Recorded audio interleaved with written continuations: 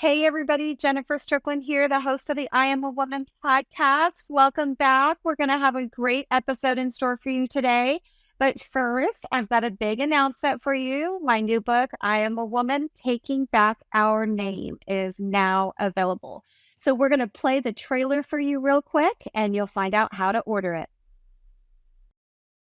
First one or two times a word is in the Bible, it's his definition for the rest of Scripture. Woman was created to bring life. This is about all the other girls on the court. They also deserve fairness. There's nothing fair about playing against people born of the opposite sex who are twice one size. There's nothing fair about getting beat up on a basketball court where the referees live in fear of trans activists. Our body! Our body! Our body! Abortion is my right! You didn't realize that radical feminists would destroy the meaning of gender, did you? Take a look around. They taught girls that babies are unimportant, that we don't need men, and women should leave the home rather than focus on it. They ignore the fact that 98% of sex offenders are male and push laws that allow men in women's locker rooms, bathrooms, sports, and prisons. It's time to end radical feminism that doesn't really protect women and girls. You know, the feminist movement created these mantras about womanhood that really aren't true. That women aren't created to bring life, that we don't need men, or children are a problem, or, taking care of your home is some kind of a ball and chain. That's why I wrote I Am a Woman. This book came from a very deep place inside of me. Like you, I wanted to be a better wife, mother, daughter, sister, and friend. So I went back to Genesis, to the very beginning. And I discovered that woman's name means life. She's a life giver, a spiritual guardian, an advocate, and a challenger who uses her voice to stand up against injustice.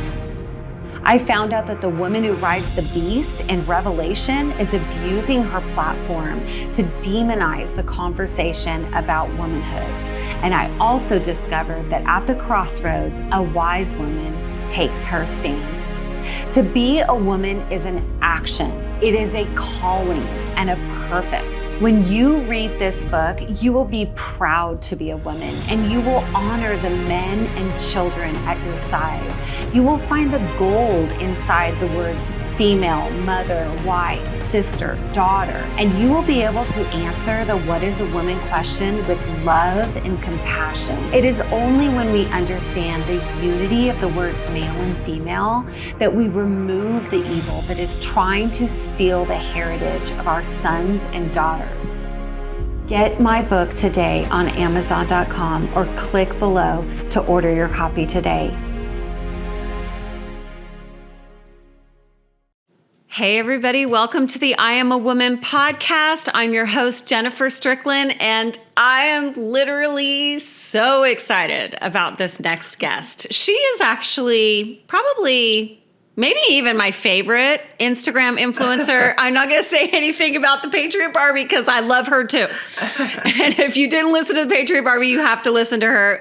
And we have the Patriot Teacher coming on next time. But Natalie Jean Beisner is one of the leading voices in, well, I would say fighting back against woke ideology about gender. But first of all, Natalie, welcome to the show.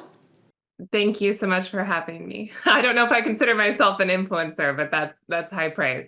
And I did listen to your episode with Patriot Barbie, which I really enjoyed, both of them. So yeah, we had a good time, and I got her to do my Bible study, which was really fun. Oh, great. Okay. Yeah, That's awesome. Yeah, of course, she's leading her entire Instagram audience through the Bible study. Like she doesn't do. Then I have to check it out. Okay. Yeah. Wednesday nights. Everyone you follow as much, but I'll have to go look her up then again. Yeah, Wednesday nights. I think at 8 p.m. Central, she goes live with my Bible study. She doesn't do anything small. I tell her, do my Bible study, and she decides to lead like 200,000 people through it. I was like, oh, okay. Okay, let me tell you guys a little bit about Natalie before we get into this discussion. Natalie's a former liberal Democrat, pro-choice atheist. Oh, I love conversations like this.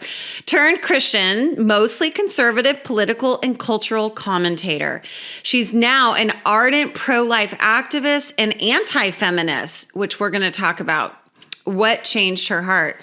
The response to COVID, especially when compared to the response to the BLM unrest, changed her life, woke her up, and started her down the wholly unexpected path she's on now.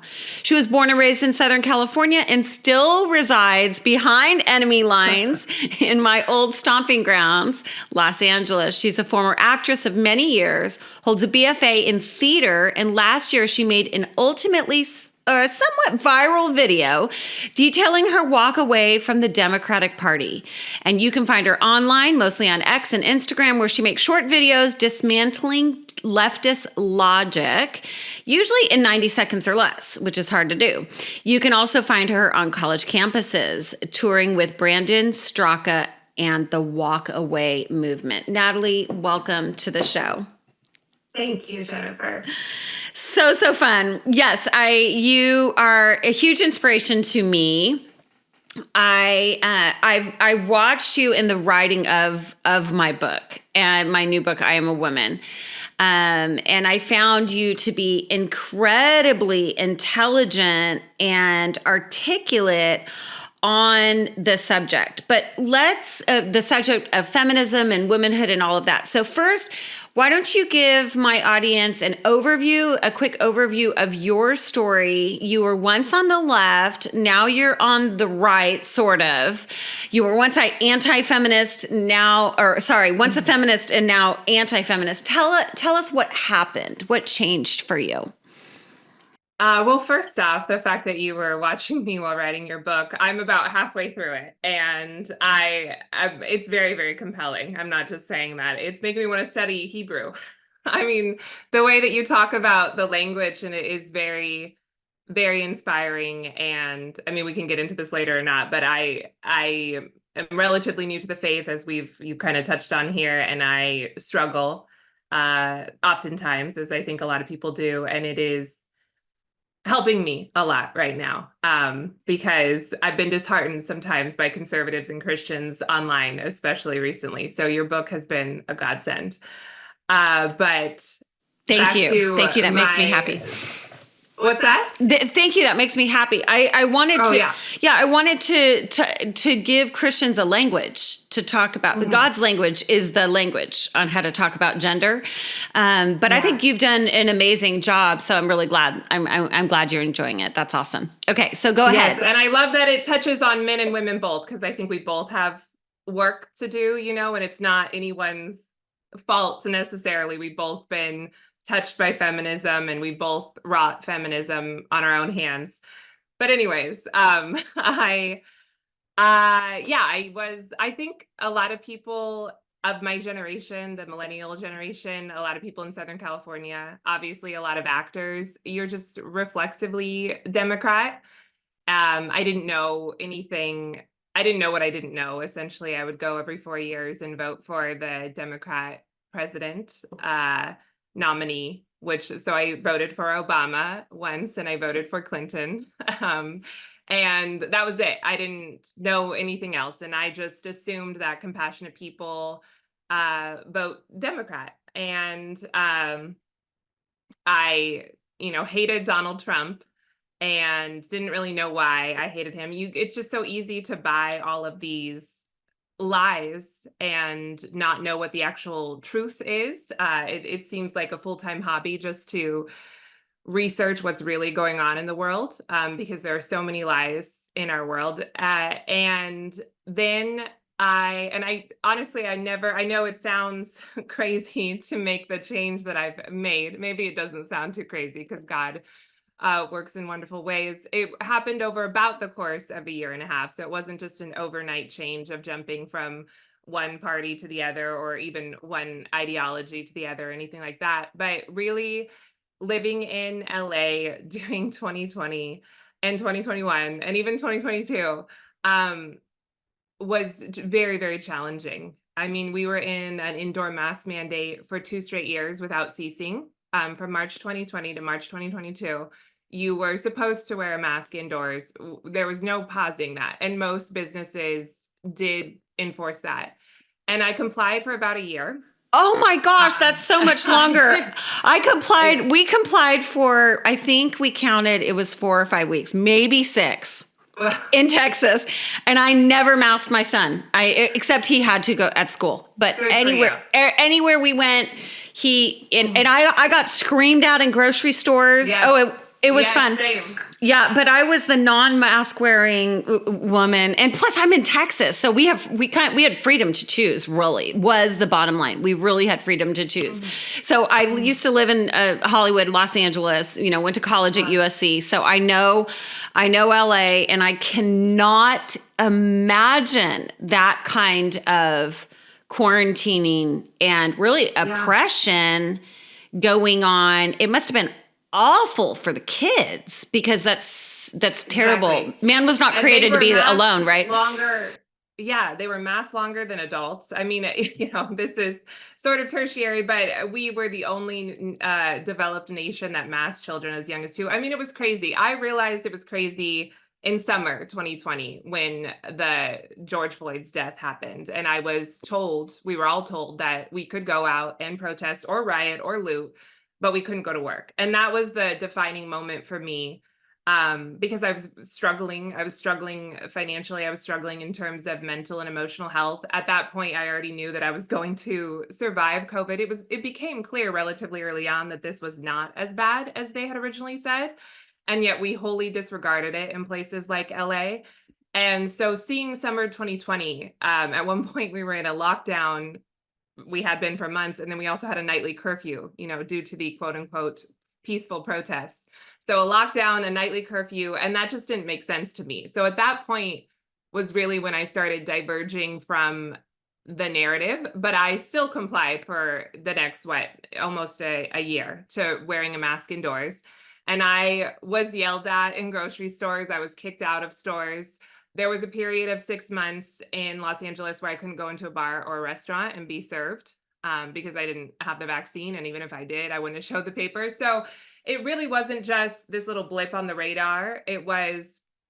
I walked away from the Democratic Party, and then they've proven me correct every day since, essentially, even beyond COVID and beyond BLM, because of course, then it started me going down this rabbit hole of realizing how much I'd been lied to. And I really was, even before COVID came along, the response to COVID, it's not like the response to COVID ruined my life. I was very discontented in the life I was living. I had been an actress for a long time, and then I had quit that, and I was kind of lost, and I was living a very secular lifestyle. And so then this response to COVID came along, and we all were very isolated, and it caused a self-reflection in all of us, even if we didn't have the kind of response that I did. And so that set in motion really me realizing just how much I'd been lied to about everything. I mean, feminism is the first thing that comes to mind, and abortion, and the way in which women are supposed to behave, and how we're essentially supposed to pretend as if we are men. And we've been doing that for a long time, well before transgenderism came into the cultural zeitgeist in the way that it is. So yeah, I just had to start speaking about it. It started just with saying it doesn't make sense about COVID, and I might vote for Donald Trump, which is honestly something I never thought I would do. Not that a Christian or a conservative has to support Donald Trump. But I was shocked to realize how much I'd been lied to about him. The thing that bothered me was just the lies, whether you like him or don't, or whether you believe in God or don't, or believe in abortion, or we should have abortion or don't. It's just, there's so many lies that we are told. And I was shocked to discover that I had bought so many lies, essentially. And so I started talking about it. Yeah. And you're very articulate about it. And when someone has a personal experience, nobody can argue with your story. They try. I mean, yeah, yes.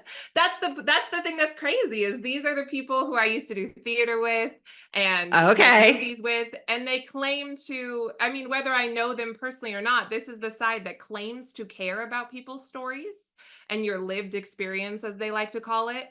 But then when you have an actual story that goes against what they want you to believe, they will do everything they can to assume that you have dishonest reasons for saying what you're saying, that you can't possibly have that authentic experience. It's as if I were, a racist my whole life and I just kept it secret until 2020, or, I went crazy or something like that. Anything to try to denigrate the idea that I had this authentic experience that actually many people share. I've met so many people online and in person who had something switch in 2020 and 2021. Yeah, So, yeah. Well, 2020, here. yeah, a lot of people got the 2020 vision in 2020. That's, where the veil was pulled off people's eyes, and people started seeing, the corruption and all of that behind the scenes. Yeah. Let's talk about, well, first of all, I just want to say something about what you're talking about, people having to label you, racist or, transphobic or whatever, if you're standing for a woman. You're going to get to this part in my book, but I go into the thought reform aspect of this movement. When people are punished and expelled and called names and denigrated for standing for truth, that's a thought reform movement. That's what the trans movement is this thought reform. And so I'm excited for you to get a little bit of that language as well as you get towards the end of my book. Let's talk about a great point. Yeah. So let's talk about feminism, because feminism also had some of the same characteristics, but not as intense as the trans movement. So did you call yourself a feminist before? Yes, I not overtly, but I think just reflexively. I think most people, even maybe still, would say, sure, I'm a feminist, but I don't know that we all agree on what that actually means. Yeah, I was going to ask you. Right. So what did that mean to you then? And what do you think the truth is about feminism now? So back then, calling yourself a feminist meant what? Well, back then I would have said that we, first and foremost, have the right to end the life of our preborn child. That's something that to me is intrinsic to feminism. And it's interesting to me. It seems to be, as with most things, as with the hatred of Trump, again, it's like this vague idea that no one really defines. So I don't actually know, even back then and certainly today, what I was fighting for. I mean, I wasn't in the streets. It's funny because you talk about the 2017 Women's March in your podcast and in your book as well. I didn't even know that happened. I mean, I knew the march happened, but I did not know about Ashley Judd's, 6-minute poem, which was very hard to watch. I watched it last night, but I just was not aware of a lot of things. And so on the periphery, I just reflexively bought into these things. But if you had asked me, and I'm glad no one did, what I was really believing or what I was really fighting for, even though I wasn't out on the streets fighting for anything, I wouldn't have been able to tell you. And even still today, I don't actually know what feminism or feminists are fighting for. I don't know what the gay movement is fighting for. I don't know what people who speak about racism are fighting for. It seems that a lot of these milestones have been, for better or worse, especially in the case of feminism, already met. And now we're just kind of running around without a cause, like rebels without a cause, really. So right, I don't know. I guess to me, back then, it would have been this vague idea that women somehow have fewer rights than men, but we don't. In fact, I would say we have more quote unquote rights than men in America, because we have the quote unquote right to kill our preborn offspring, which men don't have that right. So that's a real huge issue in my opinion, because of the damage that it's done to women and girls. Because even in my studies, in my biblical studies for I Am a Woman, I was like, aha, okay, the male holds the shoulders to the family. The male passes on the family name. The male is accountable to God for the human family. And so by putting, my argument on that is that by putting this yoke on women to be the ones to determine if their child has the right to live or die in the womb, that is a yoke that is much too heavy for women to bear, because we weren't designed to be responsible for the life and death of our family. The male ultimately has the strength to carry the whole entire family, protect the whole family. If somebody breaks in, I'm not going to the door. My husband is. Right. So and my children have my husband's name. So by taking that right away from men, we have emasculated them. We have acted as if they're unimportant. And we have also put a burden on women that they were never meant to bear. Thus, we see the depression and the PTSD and the trauma and the pain of women who have abortions many years later, right? I love what you just said. I never really had articulated it or thought about it in that way, that it was man's burden, really, and we've emasculated him with that. And it is like playing God, which I think you mentioned in your book or in other podcasts. It's women playing God, choosing life, we call it, or choosing death. And it's like this vicious cycle, because we have abortions because many women say they have abortions because the father is not there or he's pressuring her. But then we also culturally tell men, and I'm not excusing fathers who abandon or who push for abortion, but we also tell them that they're not important unless the mother decides that she's not going to kill his child, and then she maybe needs the money and the paycheck, and then he can be, a bank account, essentially. It's a very backwards way. He was part of making that life, and he's either the father from the moment that life begins, which is fertilization, or he's really not. You can't just decide whether the father gets to be a father and whether he matters beyond a paycheck. And it's we create this vicious cycle where fathers are basically told that they're not necessary, and so then they abandon, et cetera, Yeah, and when we look at Jesus, of all the names that Jesus called God, he called him Father the most often. So if you think about this, did people see the warning lights to the annihilation of gender and the annihilation of the family back in, I think it was 1972, the year that I was born? I think it was right around then that Roe v. Wade became a thing. And 1973. I was absolutely born for such a time as this. So were you.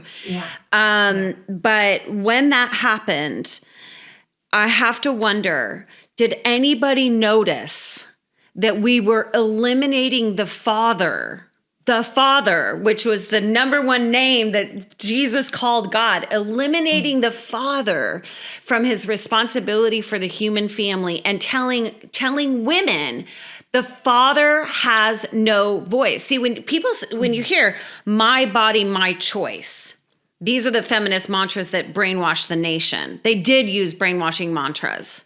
My body, my choice doesn't articulate it's the baby's body, and the father also has a say, has a vote, that the fathers are important. And so how do you think that the feminist movement has been damaging, whether to women or young women or marriages? What do you think has been the fallout, Natalie? Well, I've been listening to your deep dive into feminism on your podcasts, and I think you guys kind of point out there that I do think it has. I'm not saying that I don't want the right to vote or anything like that, and I don't think it's going anywhere, so I'm not really fighting for that. While I appreciate maybe a lot of the things that it has brought, I think that it always had nefarious purposes. I think that it has been intrinsically tied to communism and socialism for a very long time. And we have removed fathers to women and men's detriment. And women, I think we know, have replaced fathers in many ways with the government. When we see them on welfare and that type of thing, we've pushed out men, and women benefit more from having no man in the home when they have his child. That is a more financially beneficial thing for them. So I do think that for a long time now, people like to think that it started off with good intentions and then kind of shifted to crazy intentions, abortion on demand, all 9 months, no question asked. Certainly we've gotten more radical, but I think for a long time now, there's been nefarious actors using feminism to try to dismantle the family, because the family is essentially ungovernable. When we have a bunch of single people, and right now we have 1 in 4 40-year-olds in the US who've never been married at all. When you have a bunch of single people living in urban environments, in their tiny apartments, I think that they are easier to control. I think we saw that during COVID, than families and communities of families, especially with strong men and strong fathers at the head. So I do think that this has been a long time coming. And when you ask, how has feminism hurt women? Well, I don't think that we are any happier than our mothers or our grandmothers, and we have more rights than they had, even before the fall of Roe, which, thank God, even before that happened in 2022, we were still very, very unhappy, So you can't blame it on the fact that abortion is no longer federally protected with Roe. So what has feminism really brought to us? It seems like it's brought us only more heartache, more singleness, more divorce, marriage later and later, if ever at all, fewer children, and more single mothers. So that was one of the things that struck me as I was moving away from the left, is that all of the people they claim to care about, women and minorities and immigrants at the border, every single time they hurt these people. All of their policies hurt these people. They claim to care about women, but abortion actually physically and emotionally harms women. And these ways in which we are fighting for women's quote unquote rights, we are hurting women. We hurt minorities with the policies that the left puts into place. So it's like this cover of compassion, but then if you look a layer deeper, you see that for decades and decades now, we've been actually harming these supposedly oppressed groups. Women are, as I said, unhappier than ever before, my generation especially, and it just keeps getting worse and worse. And so while I have hope, I think that the path that we're going down, clearly, there is no other territory to conquer. There's no other rights to get. We're paid the same as men. There's nothing else to do. And so why are we not as happy? Why are we not living in this utopia that we should be living in? Of course, you and I know that heaven doesn't exist on earth, but we've conquered all the territories, and yet we're still so depressed.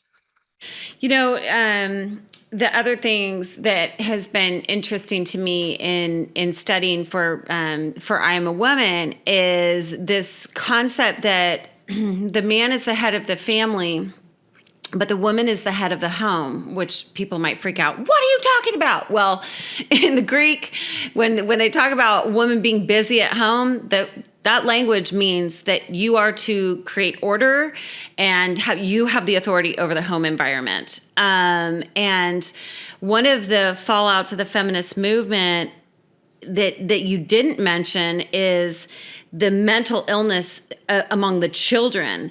So here we have this movement, you guys. We have this movement where women are like, we want rights, and we agree with that, right? We believe obviously in equal pay, and these things that were already established a long time ago. Women's right to vote, so we're not fighting for that anymore. What could we fight for now? We could fight for the children. We could be standing up against the gender ideology in the schools, right? We could be making sure that there, all of these kids being funneled with TikTok videos and all of that. We could volunteer in our community. Like, we could fight for the mental health of our children, because that is our post to guard, right? Absolutely, yeah. Yeah. So as we wrap up this episode, and I want to have you on next week, I want you to respond to that. And I want you to tell me, I want to try to leave our listeners. So it's kind of depressing, right? It's like, oh my gosh, feminists has destroyed us. Everybody's sad. Okay. What do you think is the right answer for women? How should women be using their influence right now? So say whatever you want to say, take as long as you want, but go ahead. I know that this, not your listeners maybe, but rubs some people the wrong way. But I mean, God is the answer. God's word has the answers to a lot of things. And unfortunately, maybe fortunately, I believe that God has a plan for me. Sometimes it feels like it takes too long, or it takes us longer than it should have to realize that. And there's a lot of hurt accrued in the interim, whether it's through abortions or having sex outside of marriage or promiscuity or all of these things, even just dating for years on end and delaying marriage. And that's painful to men and women both. God's word is clear. And I do think that in your book, it touches on this so much. It is this like beautiful design for men and women. And it is complementary, and it is not one person being denigrated below another, or being silent, or being, pushed away like a servant or something like this. But it is a role for women that I think ultimately women do. I know ultimately women do biologically want, whether you're working. I mean, the Proverbs 31 woman, she works in the home. It's not like she doesn't make money. So it's not even about, well, you've got to be barefoot in the kitchen. But I think I see all these viral TikTok videos from Gen Z women about how they're crying because they have to go to work, and it's like 12 hours and the commute, and they can't pay their bills. And obviously a lot of that is the economy that we're living in, and it's hard for everyone. But I think that most women, even if they would deny this, they want a good man, a strong man who they can let lead them. And some of us realize that later than others, but that is what you actually want. Women aren't built for, as you said, deciding the life or death of your preborn child. I mean, none of us should be deciding that, but women aren't built for a lot of these things. Most of us do not want to work 8, 9, 10, 11, 12-hour days. We get burnt out on that quicker than men do. And so ultimately God's design wins out. And again, this is not about you have to, obviously there's a fertility crisis. People are struggling. It's not about you have to have children, or you have to stay home, or you have to be, there's like this trad wife obsession right now that I think is more about aesthetics than it is about anything authentic. It's not necessarily about that, but a woman she can be like exalted in this role of supporting a good man and supporting the home, and how important it is to raise the next generation. That's one of the most powerful things. Just like giving birth is, one of the most powerful things. And we have viewed it for decades now as this like scourge, and you've got to control your biology and take birth control and not have a period and be able to have sex without getting pregnant and behave like a man in all of these ways, instead of recognizing the ways in which a woman is different from a man and exalting that. And so I know we'll touch on this maybe next week, but when you talk about transgenderism, for a long time now, women have been acting like men. Even if we don't call ourselves trans, we have been denying and controlling and manipulating our biology. We're told that we should have sex like men and not get pregnant. I don't believe men should be having promiscuous sex either, but we're encouraged to have promiscuous sex and sex with no strings attached, even though we become emotionally attached via sex in a way that men don't. So all of it has been really manipulating women and men into thinking that men and women are interchangeable for so long. And so here we are now, nobody knows what a woman is, and you think a man can become one and a woman can become one, which makes sense kind of when you think that men and women are interchangeable and women are just basically tiny, maybe emotional men, but we're not. And we have not been exalting what a woman is for a very long time. And I really think it requires God. I think it requires the Christian faith. I think it requires a relationship with Jesus. I think you can only get so far secularly. And that's what I mean when I say this trad wife, trend and aesthetic and hashtag. To me, that seems like the secular idea of it. And it's kind of surface level. I think that you need a relationship with Jesus to really appreciate this. And again, not that I'm trying, I'm like a plug for your book, but your book goes into this about how God, his name is female and male. And it really is so beautiful the more that you dive into it. And it's not, when I walked away, because I was raised Catholic, and when I walked away from God, I'm no longer Catholic, I'm, Christian, but when I walked away from the Catholic upbringing that I had, I thought I had that idea in my mind. Oh, this is a religion that hates women, and women are denigrated, and all the awful things in the Old Testament, and look at this and look at that, and women can't be priests, and whatever else it is. But when you actually go into the gospel and how Jesus behaved with women and how Jesus appeared to women first and what Jesus said to the woman in the well, I mean, it's like proof that actually this is God's word, and it wasn't written by men at the time, because men at the time probably would have written it to where Jesus was a little bit misogynistic or something, because men are flawed, humans are flawed, meaning when I say men. And at the time, that was this idea of women. So it's like proof that this is this is God's word, because look at how he relates to women, and it is different than men. And it's instead of trying to be like men and trying to be interchangeable, we should honor the fact that he made us women and all that entails. And you can still be a woman in many different ways. You can still have a certain haircut or have a certain job or whatever. It doesn't mean that you're non-binary or that you're actually a man. There's so many ways to be a woman and to look like a woman and to dress like a woman. And when we start saying that, well, if you're a certain way, you're non-binary or you're trans, then we are promoting this idea that a woman only looks one way and she only acts one way and she only has a certain type of job, or she stays in the home. And if you do anything else besides all of those things, well, then you're not a woman. And that sort of minimizes the fact that you can be a woman in many different ways. So that was a long answer. Yeah, no, so good. So good. I love everything that you said. And, you guys, we are women, body, soul, and spirit. And that is the beautiful thing about God's language. Hebrew, the language of transcendence, is that when he says the word woman, he doesn't just mean that your body brings life. He means that your voice brings life. The way you carry yourself brings life, that you are the life bringer and the helper to humanity, which God, this morning I was reading, is my help. So he honors women. And yeah, feminism has had a huge fallout for women, but we have an opportunity right now to course correct a nation in distress by speaking the truth about what it is to be a woman. Okay, Natalie, where can my listeners find you online? I'm on X and on Instagram, on YouTube, pretty much anywhere under some variation of Natalie Beisner. Okay. You will find me. Okay, yeah. She's definitely one to follow. We're going to have her on next week. We're going to go deep into the trans agenda and what is going on in our nation with the children and how we can be a voice for change. Thank you so much, Natalie, for being on the show.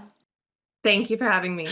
Okay, guys, make sure to go to the link in the comments there and pre-order I Am a Woman, Taking Back Our Name. So get the book so that we can keep having this amazing conversation. Remember, I'm a woman and my name means